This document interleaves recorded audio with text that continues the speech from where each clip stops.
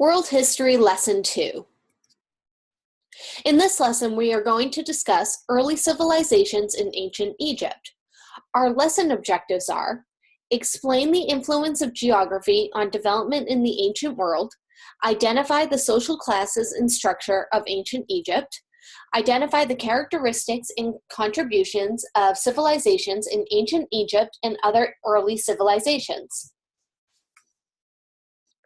River Valley Civilization. New Stone Age people that lived along the Nile learned to farm crops and raise cattle. From this simple beginning, one of the world's first great civilizations developed. Egypt, also known as the Gift of the Nile, would become one of the greatest cultural centers the world has ever seen. The multicultural Egyptian civilization was very advanced and lasted almost 3,100 years. Many of their monuments and ideas are preserved and still with us today. Egypt has a very dry climate and 9/10 of the land is desert. Almost the entire population lives along the Nile River, where the land is fertile and able to support settlements. Ancient Egypt was divided into two regions, Upper Egypt and Lower Egypt. Around 3,100 BC, a king named Menes united the two regions into one kingdom.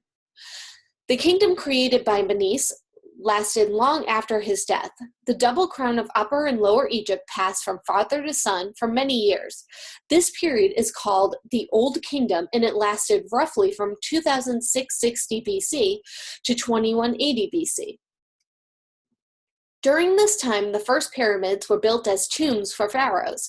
Scribes became responsible for keeping records of notable events. Cities grew and people began to use metal for many different things, such as metals or tools. Egyptians were one of the first peoples to establish a lasting system of government and social order. Government during the Old Kingdom eventually grew corrupt, and local leaders fought among themselves for power and wealth. Civil war erupted, and this ended the Old Kingdom. The decline of the Old Kingdom lasted about 100 years. The next group of kings who ruled Egypt established the Middle Kingdom. The new pharaohs made Egypt strong and prosperous. Early civilizations in ancient Egypt. During the period from about 2080 BC to 1640 BC, life improved, but the corruption remained in government. Due to the lack of able leadership, conditions were ripe for invasion. Conflicts between squabbling kings, priests, and nobles made Egypt weak. About 1640 BC, Egypt was invaded and conquered by tribes from the northeast known as Hyksos. The Hyksos treated the Egyptian people cruelly.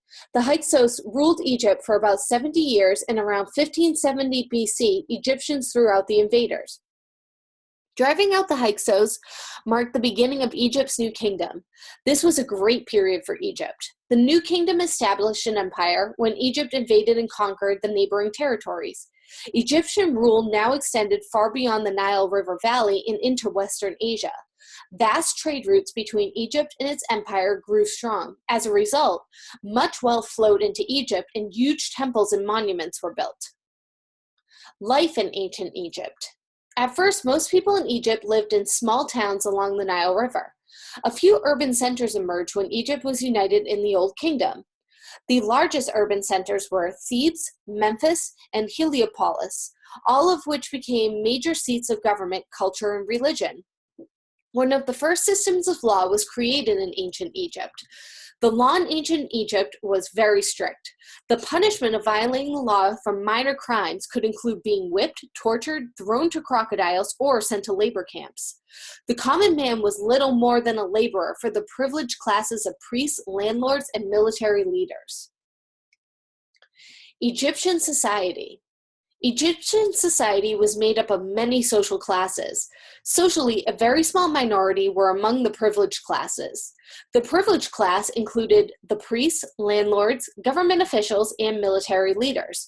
Probably more than 99% of the people were poor. Common people paid huge sums of money in taxes to support the government. The common people enjoyed few privileges. They lived and died for one purpose, and that was to work to support the country. The Egyptian king was called the pharaoh, meaning great house. The pharaoh was the most powerful person in Egypt as he held all of the authority. The people believed that the pharaohs were descended from their gods and ruled as their representative. Many of these rulers were good rulers. The pharaoh appointed officials to assist them in ruling the large kingdom. The pharaohs owned all of the land and appointed landlords to manage vast farmlands. The landlords became powerful in their own villages. Others who held authority were Egyptian priests, government, and military officials. The government officials collected taxes and managed government projects. Scribes were given the task of keeping records for the government, and they kept records for the temples. Some of the people were tradesmen and merchants. They traveled up and down the Nile trading goods produced in each village. This trading of goods without using money is called barter. The vast majority of Egyptians were peasants. Peasants are usually described as members of the lower class. The peasants farmed the land along the Nile River.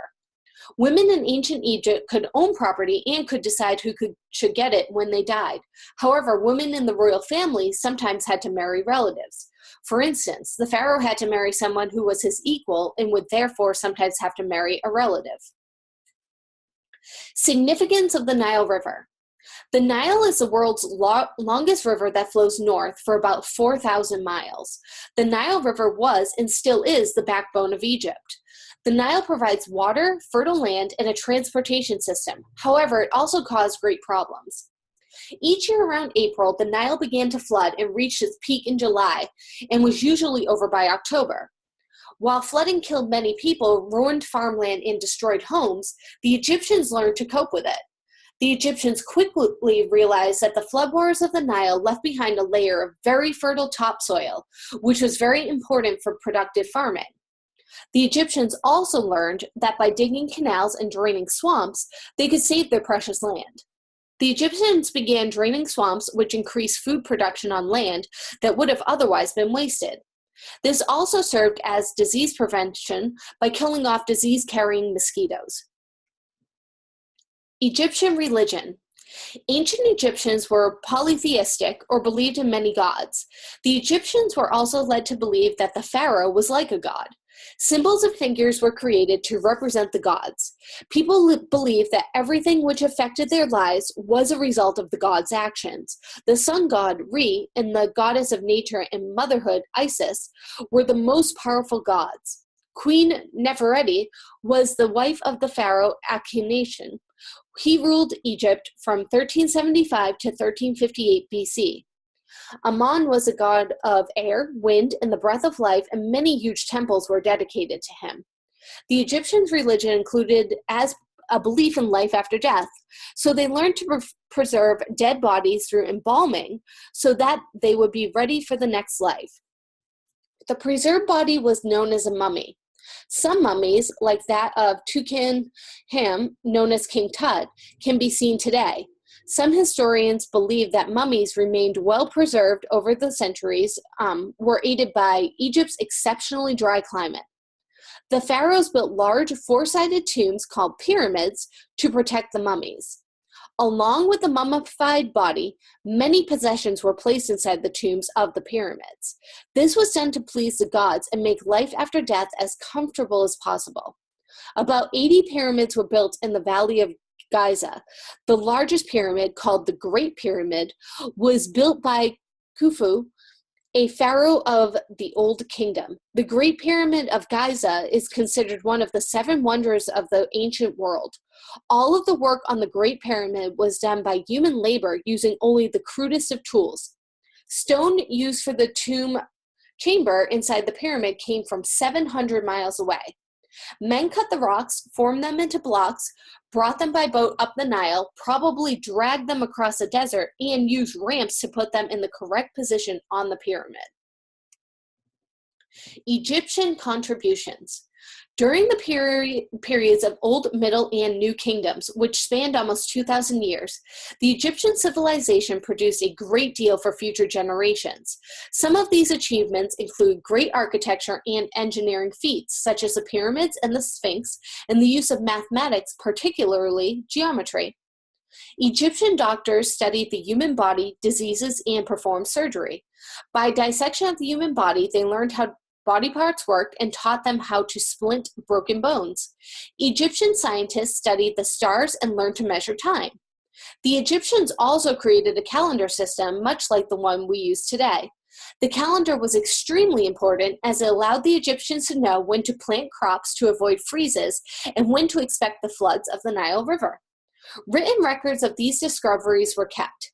They devised a kind of writing called hieroglyphics, where pictures or symbols stood for words. They also developed a kind of paper called papyrus, named for the plant it was made from.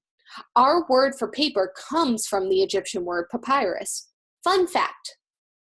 Normally, hieroglyphics are read from right to left. However, there are some instances where they are read from left to right. Human and animal forms in the hieroglyphics always look to the beginning of the text, indicating from which direction to begin reading. Hieroglyphs are used only when they are carved into stone.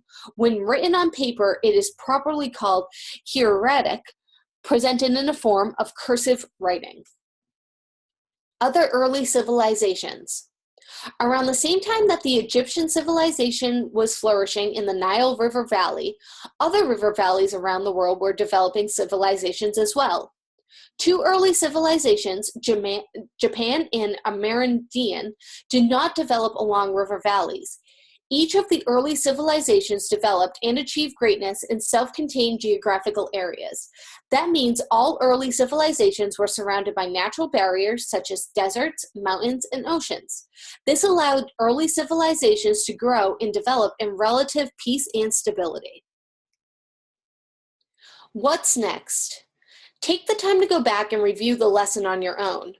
After your review, complete the lesson review for the lesson and submit for grading. Remember, your submission should follow all the rules for standard written English. All submissions must be written in your own words and sources used cited at the end. How to cite a source in APA format. When you reference a source within an APA-style paper, whether it is using a direct quote, repurposing an image, or simply referring to an idea or theory, you should insert an in-text citation. This includes the author's surname and the date of publication within parentheses, straight after a direct quote. The URL citationmachine.net will assist you in creating citations.